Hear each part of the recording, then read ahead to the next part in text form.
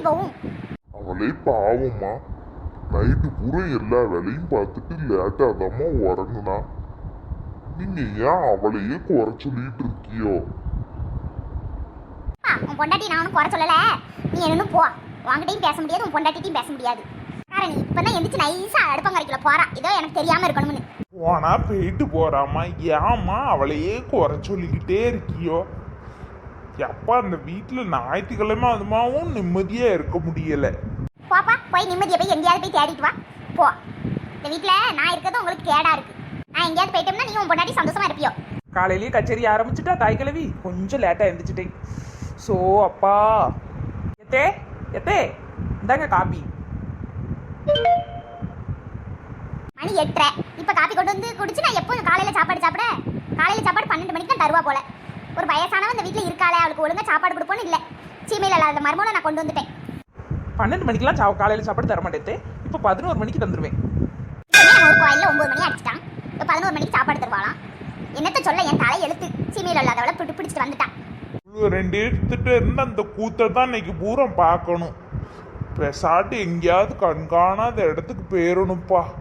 சாயந்தரம் இந்த வீட்டு பக்கம் வரணும்.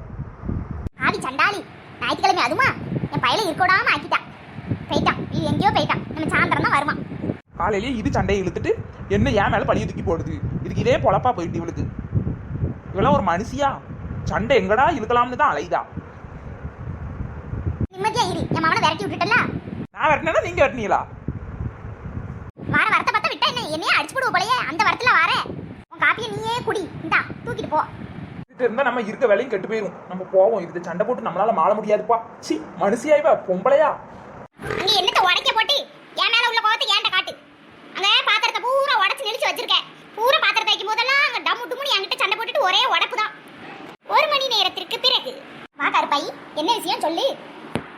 வீட்டுல இருக்க சரியா இருந்துச்சு, அதான் அவனை பார்த்து போலாம். ஏன் இவ்வளவு கோவமா மூஞ்சி தூக்கி வச்சுக்கிட்டு இருக்க? அதான் ஏன் கேட்க கருப்பாயி, இப்பதான் அவ சாப்பாடே போட்டா, இப்பதான் மாத்திரையை போட்டிருக்கேன். போ மாமா, சும்மா யாருக்கு சொல்ற பழக்கா? அவளை எப்படி பண்ணா? சின்ன நல்ல பிள்ளையாச்சே.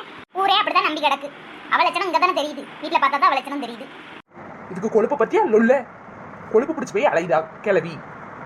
இன்னைக்கு தான் நான் என்னமோ 7 மணிக்கு எந்திரிச்சிட்டேன். ஞாயிற்றுக்கிழமையா அவருக்கு வேலை இல்லைன்னு எந்திரிச்சிட்டேன். இல்லை 4 மணிக்கு எந்திரிச்சு எல்லாத்துக்கும் ஆக்கி கொட்ட தானே செய்வேன்.